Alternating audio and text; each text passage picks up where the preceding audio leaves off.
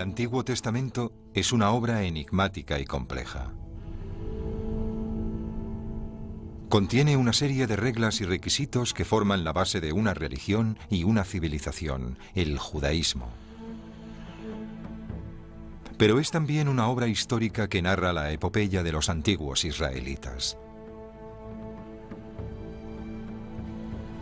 En el capítulo anterior descubrimos que la leyenda de los patriarcas Abraham, Isaac y Jacob se escribió por primera vez en el siglo VII a.C., en el reino de Judea. Dos investigadores, Neil Silverman e Israel Finkelstein, plantearon esa hipótesis.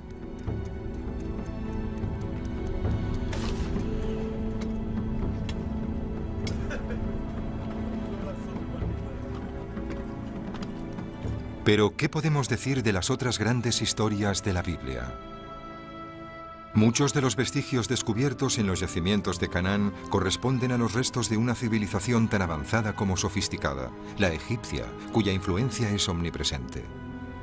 ¿Pueden estos objetos estar relacionados con una de las historias más célebres del Antiguo Testamento, la que cuenta el conflicto entre Moisés y el faraón? ¿Qué pueden decirnos sobre el antiguo Egipto?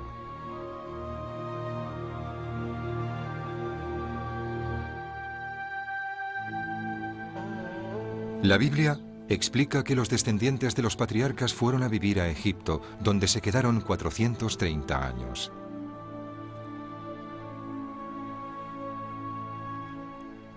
La historia de su liberación de la mano de Moisés y de su viaje por el desierto se explica en el segundo libro de la Biblia, el Éxodo. ¿Tuvo lugar realmente ese éxodo?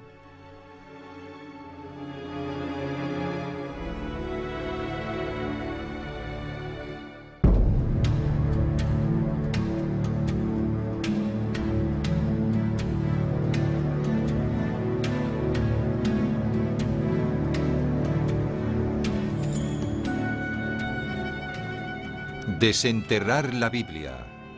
Segunda parte.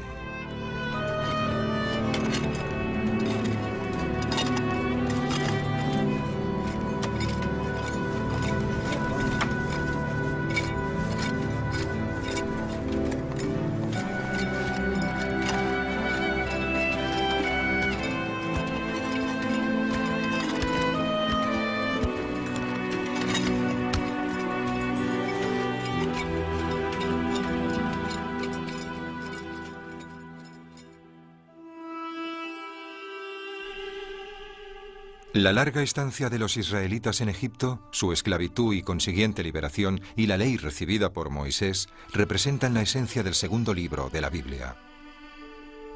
El Éxodo.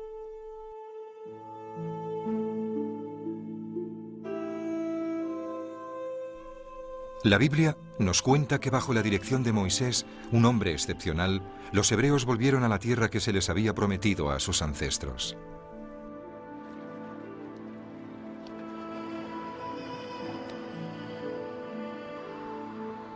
Nuestra investigación empezará en Lausanne, para ser exactos, en la biblioteca del Departamento de Teología.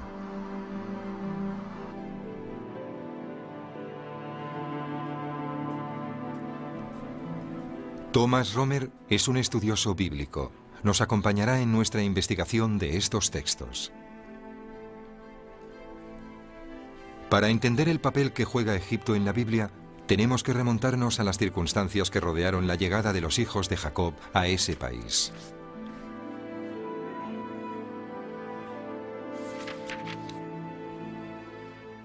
La presencia de Egipto en la Biblia hebrea es incontestable. A menudo se presenta como tierra de acogida. Abraham fue allí escapando de la hambruna de Canaán, como harían también Jacob y su hijo José más tarde. También fue tierra de asilo, atrayendo a muchos refugiados políticos. Siempre tenían relación con Egipto. A veces estas relaciones eran complicadas, otras veces más sencillas. Pero no constatamos verdaderos problemas ideológicos porque en realidad en la Biblia no se habla mucho de los dioses de Egipto. Así que lo importante de Egipto es que constituyó un verdadero referente para los autores de la Biblia.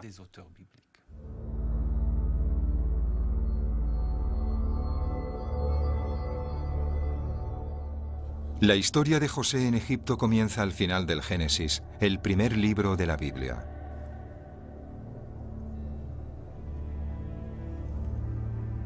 Vendido por sus hermanos a una caravana que iba de camino a Egipto, fue comprado por un oficial que le introdujo en la corte del faraón, donde llegó a convertirse en el gran visir.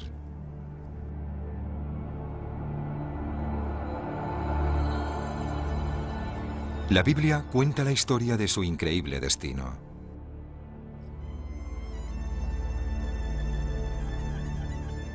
En el poderoso y centralizado Egipto, donde la propaganda real jugaba un papel capital, nada quedaba sin documentar.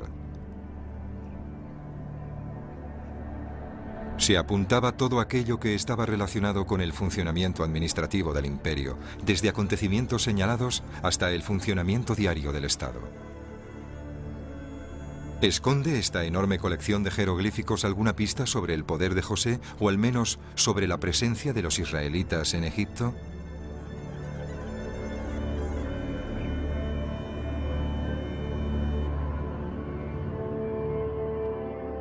Para responder a esa pregunta, nuestros investigadores deben viajar a Egipto.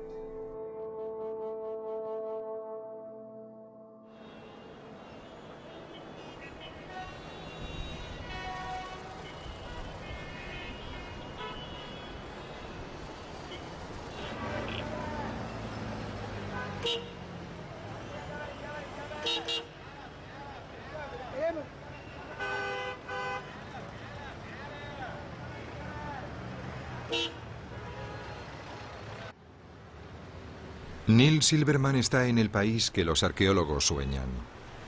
Una civilización milenaria con monumentos magníficamente conservados. Y en el corazón del Cairo, una visita obligada para nuestro historiador. Un edificio imperial situado bajo los auspicios de Champollion, el hombre que desentrañó los misterios de los jeroglíficos. Aquí se reunirá con Jean-Pierre Cortegiani, eminente egiptólogo francés. Si miramos un mapa de Egipto, es evidente que no podría estar en ningún otro lugar. En todo caso, aquí tenemos el Canal de Suez, o lo que hoy conocemos como el Canal de Suez. La Biblia lo deja bien claro. Cuenta la historia de la familia de Jacob que vino a Egipto huyendo de una hambruna. ¿Existen datos relevantes en las inscripciones y las imágenes egipcias que indiquen que la gente de Canaán emigró a Egipto durante una época de escasez? Hubo gente que hizo carrera aquí, gente que tenía una posición de importancia. Así que una historia como la de José, que acaba llegando a ser ministro del faraón, es bastante creíble. Prefiero no usar la palabra faraón porque realmente deberíamos decir rey de Egipto. Como saben, la palabra faraón viene de la Biblia. Los egipcios nunca llamaron faraones a sus reyes, salvo a finales del periodo. En todo caso, el séquito del rey seguramente incluía a semitas naturalizados. Tomaron nombres egipcios y algunos hicieron brillantes carreras.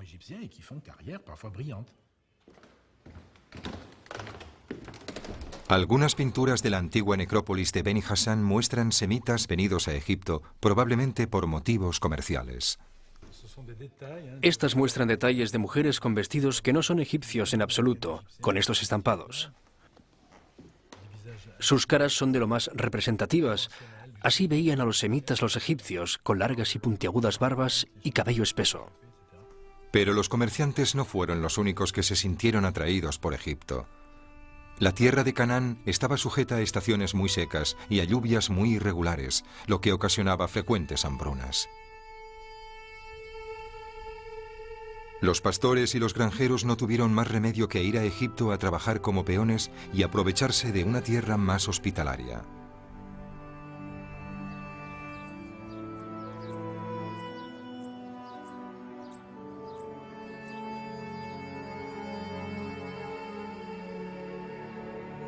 Esa hospitalidad era un regalo del Nilo, un río que es a la vez el alma de Egipto y su fuente de vida.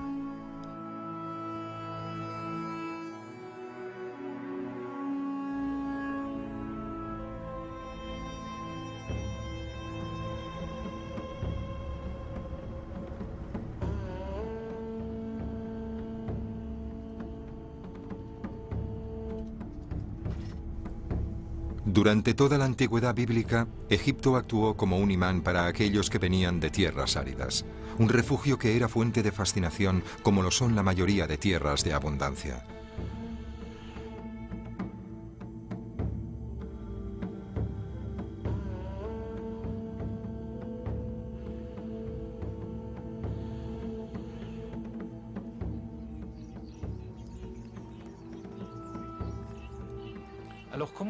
¿Cómo pasamos de la historia de José, al que todo le va muy bien en Egipto, al Egipto que encontramos en las primeras páginas del libro del Éxodo, donde de repente Israel se encuentra sometido y esclavizado? Esta transición tiene su arranque en el final de la historia de José, cuando José envía a buscar a Jacob y a toda su familia. Y de hecho, fueron los israelitas los que se expandieron y crecieron en número. El libro del Éxodo arranca con la llegada al poder del nuevo faraón. Un faraón que no conocía a José, ni nada de lo que éste había conseguido. Así que, de repente, las cosas cambian y pasamos a un estado de opresión. Por un lado, los egipcios necesitaban retener a su mano de obra, pero al mismo tiempo les temían. Como se relata en el texto bíblico, intentaron toda clase de métodos para deshacerse de ellos. Cuanto más les oprimimos, más fructíferos son y más se multiplican.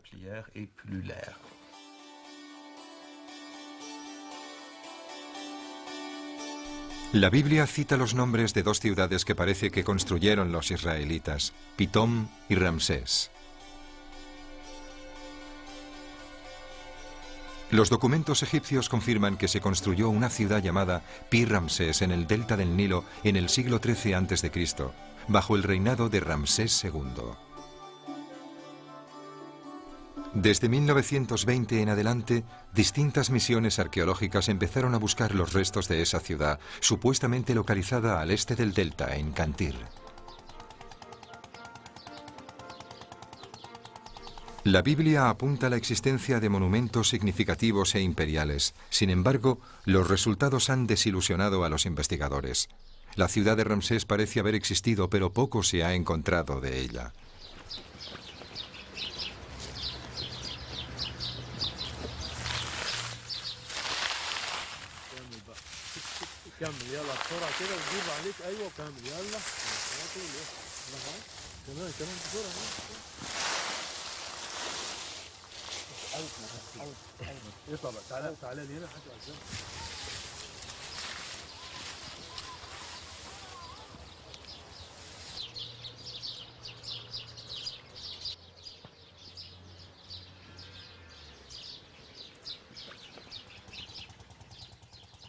Mohamed, ¿quién era este rey?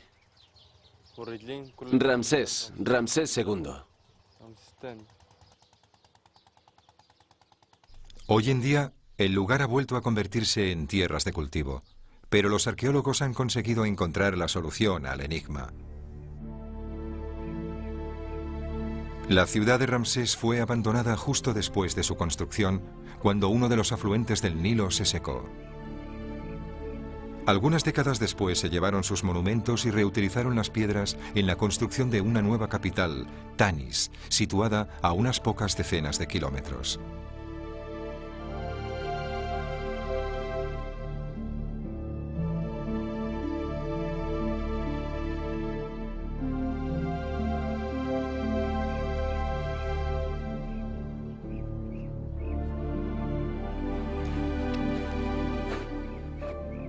Hasta ahora, nada parece contradecir que Ramsés II fuese ese extraordinario faraón constructor sobre el que leemos en la Biblia.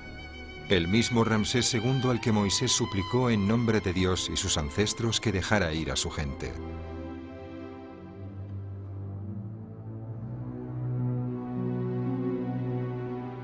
En la Biblia, la vida de Moisés tiene un halo mitológico. Su madre le dejó en el río Nilo para salvarlo de ser asesinado por la nueva ordenanza del faraón, que condenó a muerte a todos los israelitas recién nacidos. La propia hija del faraón lo sacó de las aguas del río, y Moisés acabó educándose como un noble egipcio. Su vida cambió cuando vio a un egipcio pegarle a un esclavo israelita. Moisés mató al agresor y huyó al desierto. Allí, el Dios de Israel le ordenó liberar a su pueblo y guiarlo hasta la tierra prometida. Tras vacilar durante un momento, aceptó la misión y volvió a la corte para imponerle la voluntad del Dios de Israel al faraón.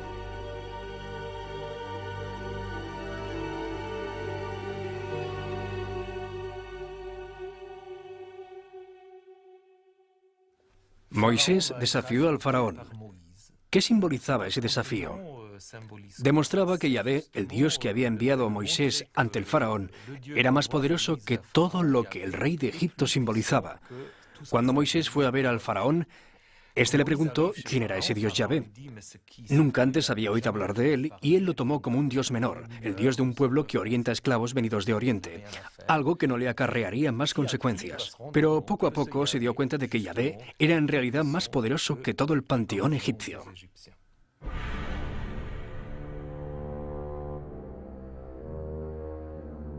Pero el faraón continuó negándose. Como resultado, Egipto se vio afectado por las 10 plagas. Estas plagas forzaron al faraón a cambiar de idea y a dejar marchar a los israelitas. Según la historia bíblica, los hijos de Israel viajaron de Ramsés a Sucot, unas 600.000 personas a pie, hombres, sin contar a los niños y las mujeres.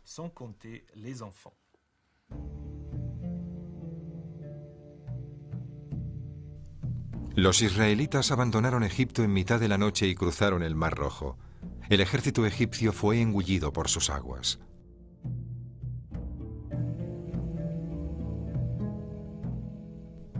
Moisés liberó a un pueblo esclavizado bajo el yugo de un poderoso imperio.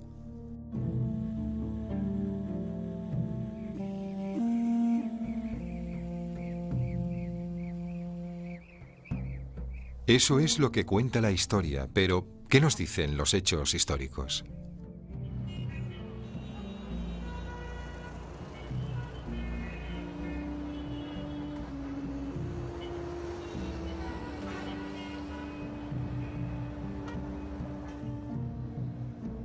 Según el texto, el éxodo aconteció 480 años antes de la construcción del Templo de Salomón, es decir, en el siglo XV a.C.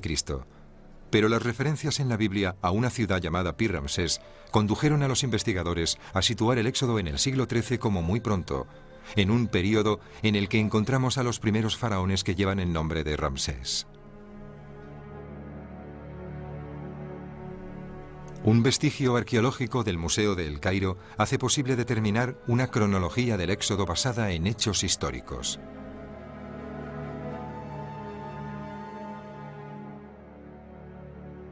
Se descubrió en 1896 en el templo funerario del hijo de Ramsés II, el faraón Meneptah.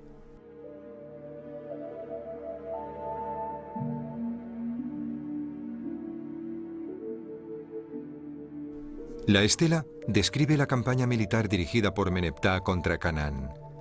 Proporciona una lista de las ciudades y los pueblos contra los que lucharon y conquistaron.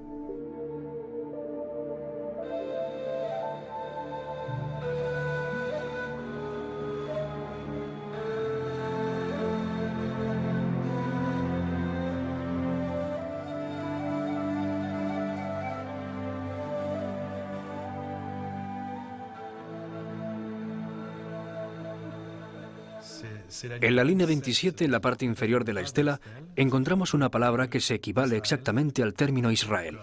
Israel está destruido y su semilla ya no existe. Encontramos el símbolo que corresponde a comunidad, a un pueblo, representado por el jeroglífico del hombre y la mujer, el determinante con el plural, que por tanto es Israel. Es la única referencia a Israel que conocemos en toda la literatura egipcia, ya sea histórica, religiosa o literaria.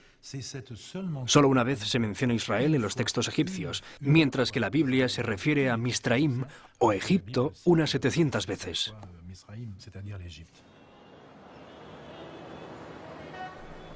Una referencia real, aunque sea la única que tenemos. Conocemos la fecha en la que se erigió esta estela, el año 1207 a.C. En ese momento, Israel ya estaba establecido en Canaán, así que el éxodo no pudo haber ocurrido antes de esa fecha.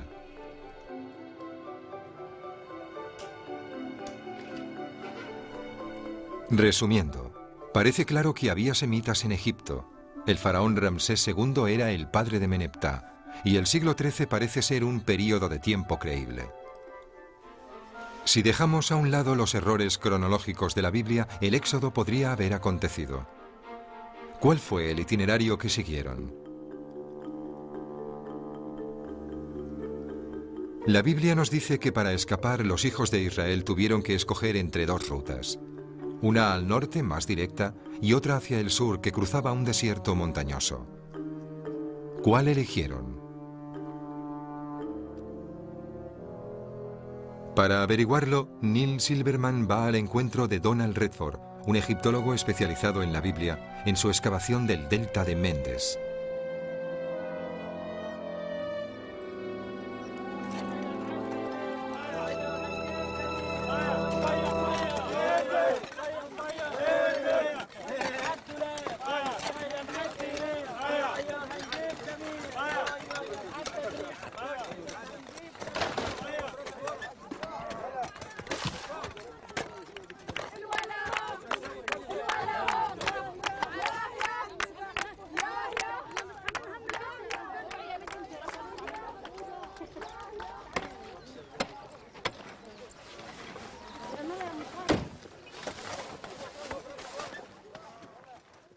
Hola, Don.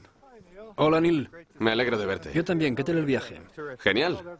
Bien, me alegro. Te esperábamos antes, pero más vale tarde que nunca, supongo. Supongo. Creo que habéis tenido una buena temporada. Así es, una de las mejores. Quiero enseñarte el yacimiento. Vamos. Me encantaría.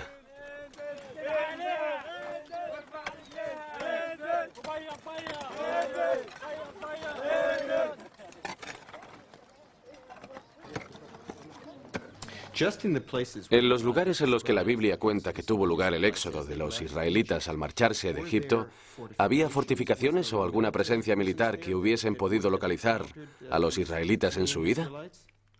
Sí, por todo el delta oriental y el Sinaí. Y en Negev, e incluso más al norte, había guarniciones egipcias, destacadas permanentemente. Y comandancias, puntos de control. De hecho, todo Bidú estaba bajo el control de la policía paramilitar egipcia, con patrullas a lo largo de la frontera. Un bajorrelieve del templo de Karnak atestigua la existencia de un sofisticado sistema de guarniciones que aseguraba la logística de una ruta que seguía la costa norte de Sinaí. Para los egipcios era una ruta estratégica que llegaba hasta Mesopotamia y Anatolia. Una multitud que huía no podría haberla seguido sin ser vista y detenida por una de sus guarniciones.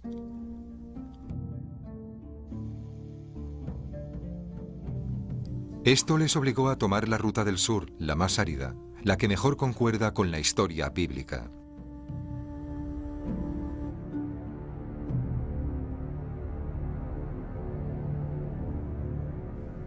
La Biblia relata cómo, tras haber acampado en el desierto durante casi 3 meses, los israelitas recibieron los 10 mandamientos en el monte Sinaí. Entonces se dirigieron al nordeste, a la tierra de Canaán. En ese momento, las escrituras cuentan que llegaron al oasis de Kadesh Barnea, situado entre los desiertos del Sinaí y del Negev.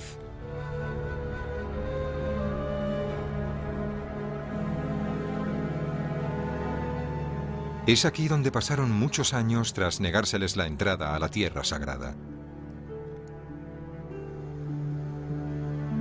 El oasis se excavó profusamente entre los años 50 y 70. En el yacimiento no se encontraron restos del siglo XIII, el período que se cree que corresponde al Éxodo. Las técnicas arqueológicas modernas nos permiten señalar incluso los restos más diminutos dejados por simples pastores.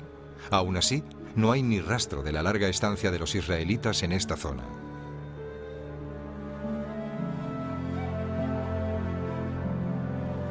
La ausencia de pruebas sobre su viaje por el desierto, tanto en este oasis como en cualquier otro lugar de la península del Sinaí, es el primero de los enigmas alrededor del Éxodo. ¿Cómo puedes explicar la posibilidad de que un grupo tan grande como el que se describe en el Éxodo saliera realmente de Egipto sin dejar huellas de su paso? ¿Es posible? Bueno, yo no sé cómo explicarlo. Los documentos arqueológicos o textuales de ese periodo no recogen nada que lo sostenga. Y podría argumentarse que las autoridades pretendieron ocultarlo, encubrir ese fracaso, pero aún así, sabemos tanto sobre ese periodo que no encontrar ni un pequeño pitido en la pantalla del radar resulta extraño, sino fatal para esa teoría. Es más, La Biblia habla de 600.000 hombres armados que abandonan Egipto en el Éxodo, con lo que en realidad estamos hablando de unos 2 millones de personas entre niños, mujeres y ancianos. ¿Puedes imaginarte a 2 millones de personas marchándose de un país del tamaño de Egipto, que en esa época tenía una población de apenas 3,5 millones de habitantes? Eso habría causado un vacío enorme en el sistema social y económico que se habría visto reflejado en los documentos de la época. Habría provocado casi inmediatamente una crisis económica y social que habría trastornado sin remedio el día a día del imperio. En los documentos no encontramos nada, nada en absoluto. No me imagino el Éxodo tal como se describe en la Biblia, en el siglo XIII.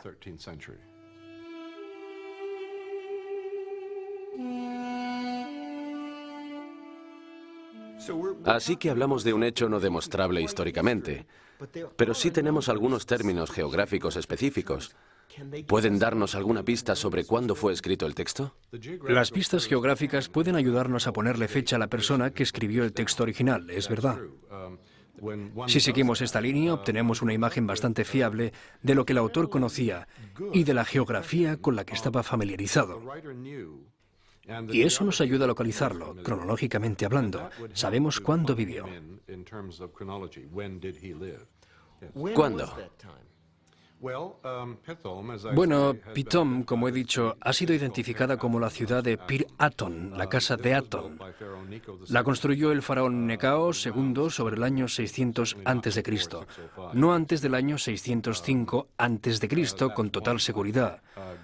Eso por un lado. Al salir de Egipto encontramos topónimos como Atón, Pihakirot o Baal Safón. Todos ellos pertenecen a la geografía más reciente de Egipto. Muchos de ellos no existían en el Nuevo Reino, donde se supone que tuvo lugar la historia.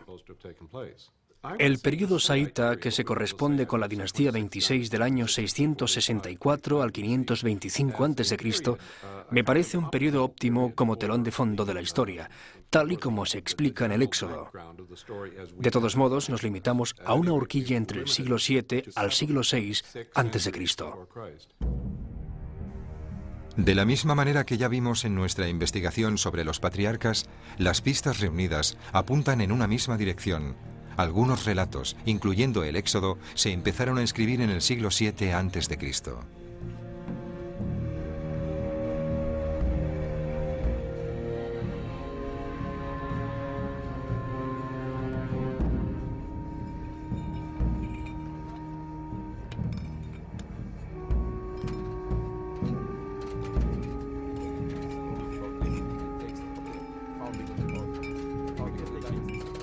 Neil Silverman ha vuelto a Megiddo para comentar estas nuevas evidencias con Israel Finkelstein.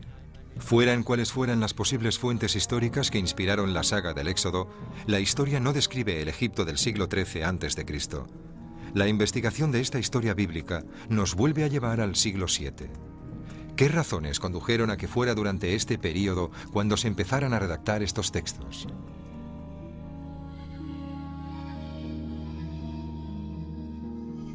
Tenemos que ampliar nuestra perspectiva histórica. En el siglo IX y durante la mayor parte del siglo VIII, Canaán estaba dividida en dos reinos, Israel y Judea. Estos reinos estaban situados entre dos de los mayores imperios de Oriente Próximo. En el sur, Egipto, de cuyo poder y fuerza hemos visto pruebas más que evidentes. Canaán era evidentemente un emplazamiento estratégico para este reino inmemorial con importantes ambiciones regionales.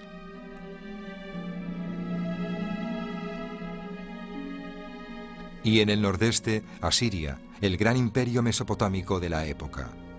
Su deseo por conseguir la hegemonía regional le convertía en uno de los más belicosos y directos rivales de Egipto.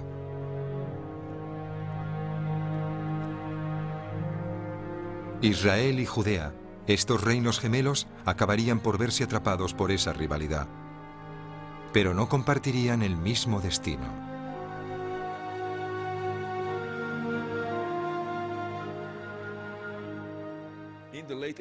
A finales del siglo VIII a.C., los asirios aparecieron en escena. Aniquilaron al reino del norte y ocuparon su territorio. Muchísimos refugiados se desplazaron al sur, a Jerusalén, a Judea. Y eso supuso una gran carga para la gente de Judea y Jerusalén, porque para entonces era la única nación israelita en pie.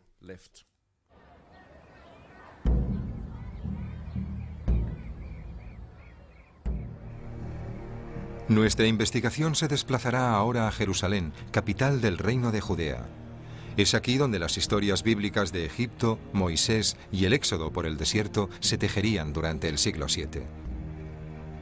Desenmarañar estas historias no es tarea fácil y requiere un cuidadoso análisis.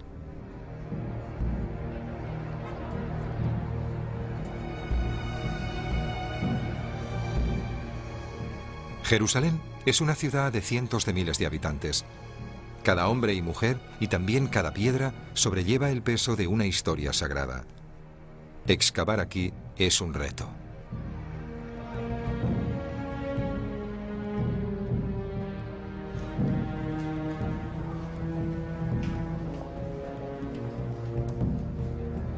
Sin embargo, se han realizado sorprendentes descubrimientos gracias a la resolución de los arqueólogos.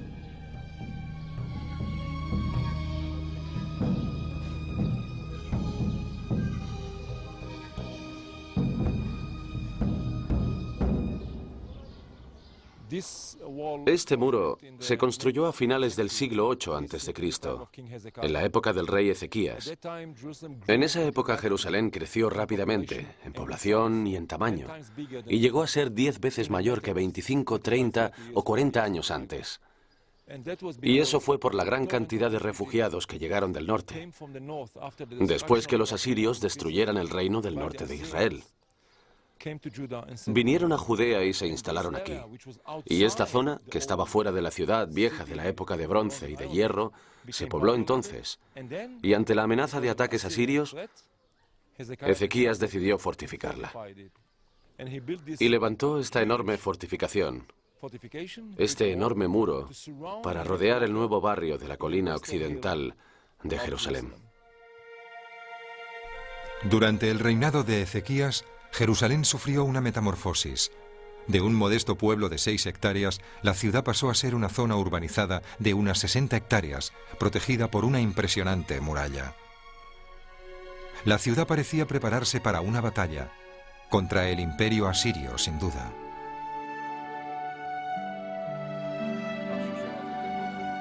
El arqueólogo Ronnie Reich lleva muchos años participando en excavaciones en esta zona. Es un especialista en la ciudad de Jerusalén. Para entender el alcance de la amenaza siria sobre el pequeño reino de Judea, debemos penetrar en las entrañas de la ciudad.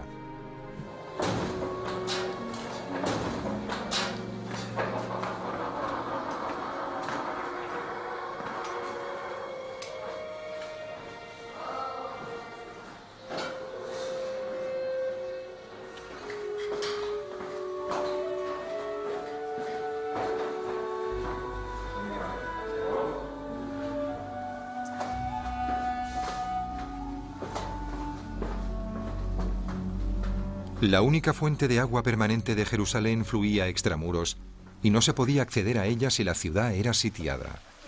Para mantener el suministro de Jerusalén, el rey Ezequías inició un extraordinario proyecto, un túnel que traería el agua a las reservas situadas en el interior de los baluartes. Y el túnel sale desde aquí y sigue durante 500 metros. Se excavó desde ambos lados y se encontraron en el medio, todo dragado en la roca. Es un gran logro de ingeniería, porque 2 grupos que excavaban un túnel que no es recto, sino que tiene forma de S, se movieron así y se encontraron aquí. Y podrían haber excavado uno junto al otro o uno sobre el otro, incurrir en cualquier error, y no cometieron ninguno.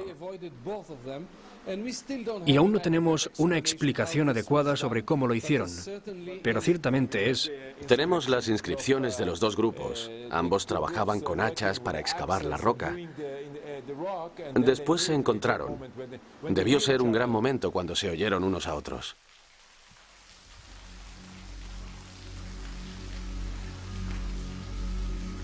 Esta inscripción en hebreo antiguo tallada en la roca conmemora el encuentro de los 2 equipos. Parece que la Biblia también cuenta este hecho en el Libro de los Reyes.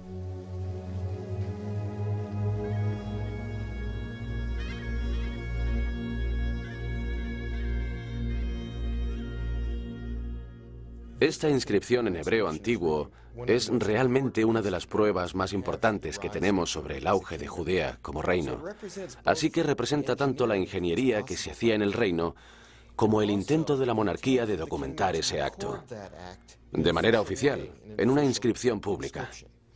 Su hallazgo nos conduce a un momento en el que el reino estaba centralizado, en el que Jerusalén era ya una ciudad y estaba administrada por funcionarios reales, que gozaban tanto del poder como del nivel de alfabetización suficientes para documentar sus logros para el futuro.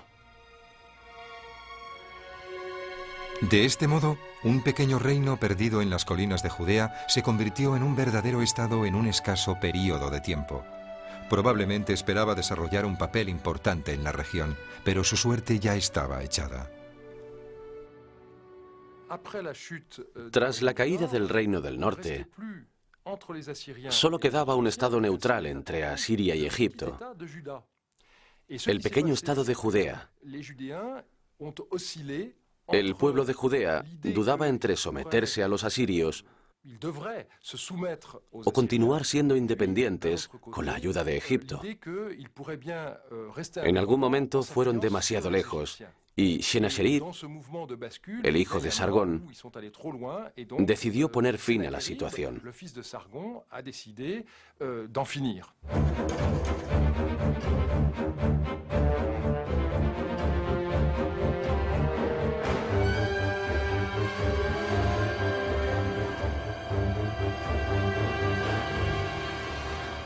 Era el año 701 a.C. El nuevo rey asirio, Sennacherib, fue hacia Judea encabezando un enorme ejército. Cuando llegaron a Lachish, la segunda ciudad más importante del reino, la sitiaron.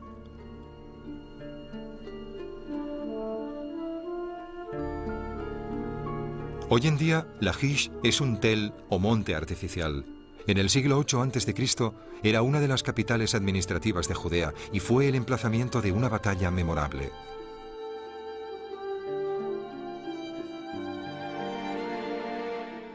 Las excavaciones que se han llevado a cabo en sus fortificaciones han revelado pruebas de un violento enfrentamiento.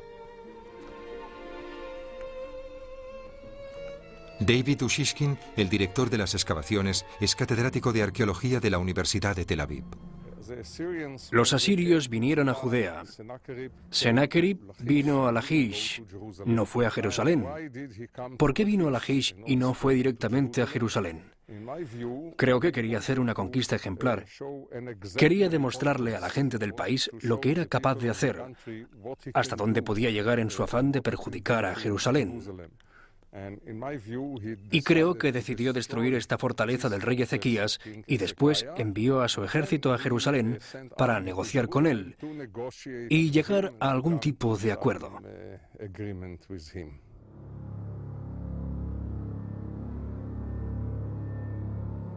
A pesar de sus poderosas fortificaciones, Lachish fue derrotada. Para evitar que Jerusalén corriera su misma suerte, Judea pagó un tributo y se convirtió en uno de los estados vasallos de Asiria.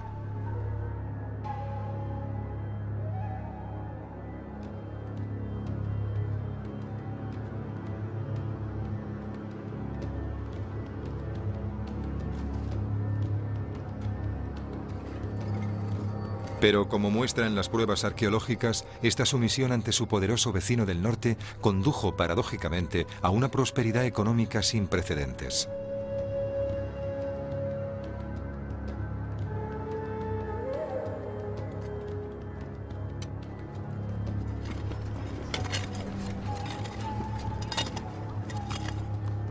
Las excavaciones en todos los yacimientos correspondientes a este período cuentan la misma historia y describen el mismo fenómeno.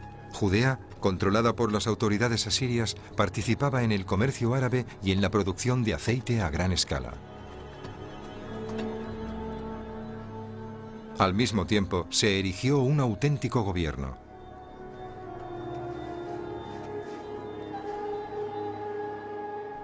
Los restos arqueológicos iluminan el nacimiento de una nación.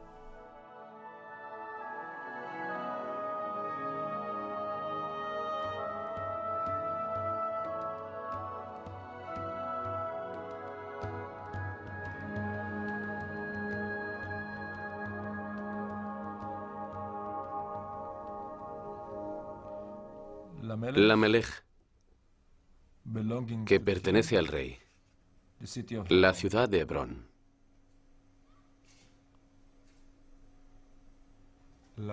Lamelech, Sojo, que pertenece al rey, la ciudad de Sojo, en Shefelá. Son ejemplos de una administración desarrollada. Primero porque las vasijas de almacenamiento tienen el mismo volumen, contienen la misma cantidad, están estandarizadas. Y segundo, las impresiones de los sellos también están estandarizadas. Así que tenemos pruebas de algún tipo de administración del Estado. Una persona, una familia, un ciudadano de a pie no habría hecho algo así. Así pues, todas las pruebas encajan con la misma conclusión: el auge de Judea, su primer periodo de apogeo, su desarrollo a finales del siglo VIII.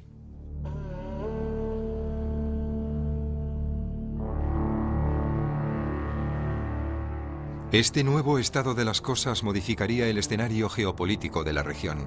Los asirios, superados por problemas internos, dejaron el Levante sobre el año 630 a.C.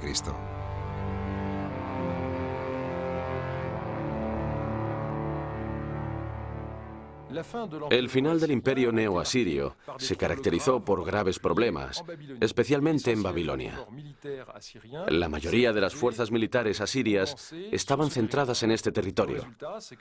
Como resultado, se consideró que los asirios no estaban tan presentes, estaban poco disponibles en las zonas cercanas, y eso evidentemente provocó que fuera una época atractiva para los movimientos de liberación.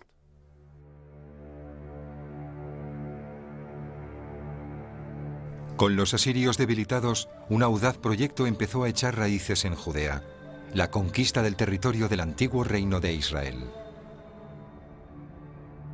Es en este contexto donde el enfrentamiento con Egipto y el éxodo, tal y como está descrito en la Biblia, empiezan a tener sentido.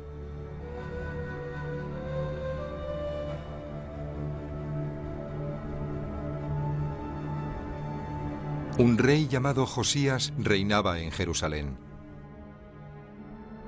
Era el bisnieto de Ezequías y soñaba con un gran reino panisraelita. Un reino totalmente unificado. La Biblia es terriblemente generosa en sus elogios al rey. Nunca antes había habido un rey como Josías que se presentó ante Yahvé con todo su corazón, su poder y su alma, obedeciendo las leyes de Moisés. Eso es lo que la Biblia hebrea dice sobre Josías. Quizás no sea un rey muy conocido, pero según la Biblia, fue extraordinario.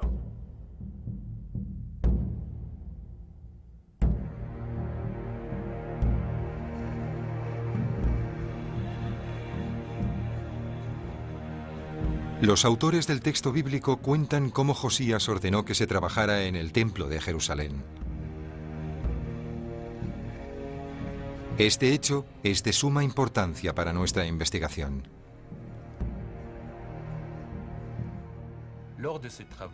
Durante ese trabajo, el gran sacerdote descubrió un libro. Anunció: se ha descubierto el libro de la ley. El libro se entregó al rey, que al leerlo se quitó toda la ropa como señal de duelo o consternación. Entonces llevó a cabo una gran reforma, convirtiendo Jerusalén en el único lugar legítimo de adoración y prohibiendo que se orase en cualquier otro lugar.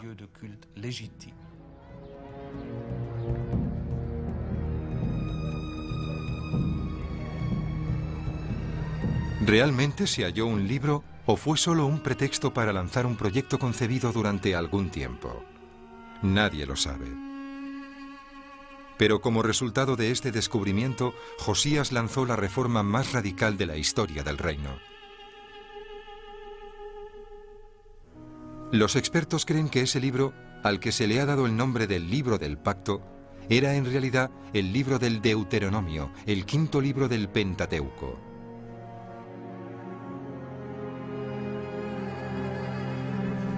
La reforma daba prioridad a las leyes que se le habían dado a Moisés en el monte Sinaí y centralizaba la religión en Jerusalén. Pero, ¿era este el único objetivo de Josías? Josías necesitaba centralizar el poder, una administración fuerte y un completo control del Estado. Una manera de conseguirlo era concentrando el culto, reformar el culto y volver al ideal panisraelita de que todos los israelitas deben adorar a un solo Dios, en un único lugar, en Jerusalén. Si se hace así, y se derriban los lugares de culto del campo, se controla mejor la economía, se controla mejor el Estado, y se pueden conseguir los objetivos de una manera más eficiente y más rápida.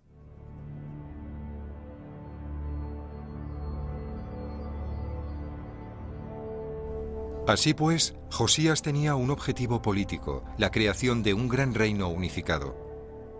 Pero los vientos de la historia volverían a cambiar de rumbo. Tras un largo período de inactividad, Egipto renovó sus ambiciones imperiales.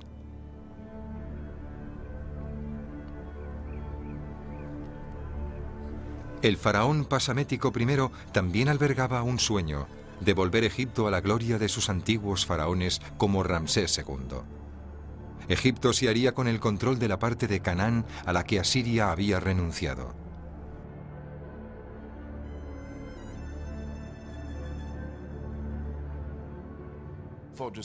Para Josías, Egipto era la única amenaza real.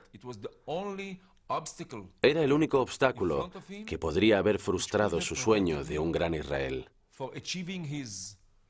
Egipto estaba allí y al mismo tiempo tenía su propia ideología, sus propios sueños, sus propias ilusiones. Egipto era el único obstáculo.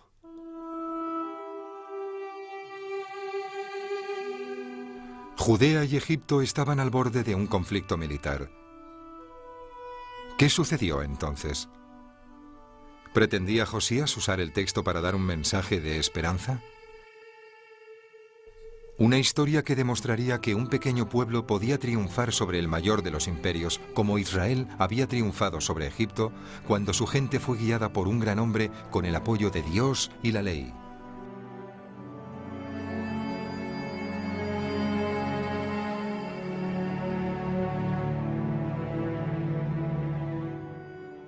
La historia del Éxodo es la historia de una liberación que va más allá de la huida de Egipto. Para que la liberación fuese completa, fue imprescindible recibir la ley.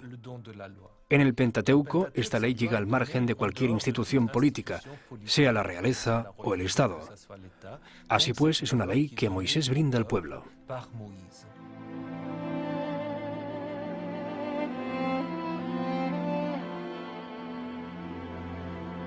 En la historia bíblica se compara a Moisés con un hombre que intentó jugar tanto el papel de liberador como el de creador de la ley, el rey Josías.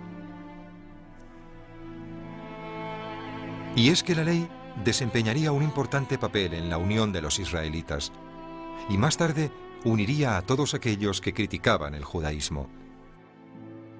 La ley que recibió el pueblo, tal y como aparece en los 10 mandamientos y en el Deuteronomio, pondría por escrito el lazo que existía entre los judíos y su Dios.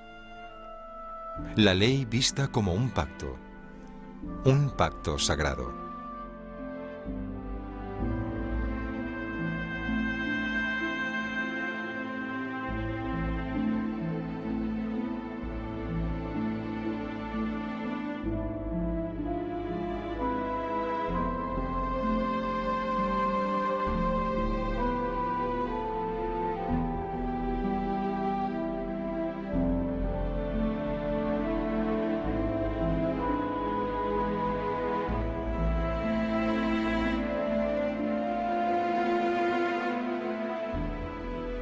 Desde entonces, esta ley, su transmisión y su estudio constituyen el segundo pilar del judaísmo. Una religión que une a un pueblo y su Dios, como en tiempos de Josías, a través de un pacto que se lee y se interpreta por y para siempre.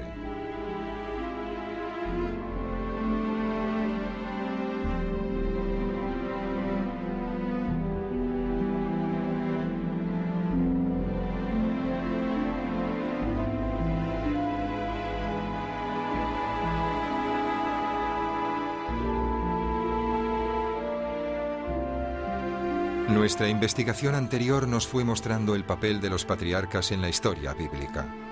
En este capítulo hemos ido profundizando en lo que se ha establecido como las bases fundamentales del judaísmo, una sociedad unida por sus leyes, con los conceptos de opresión y liberación como telón de fondo.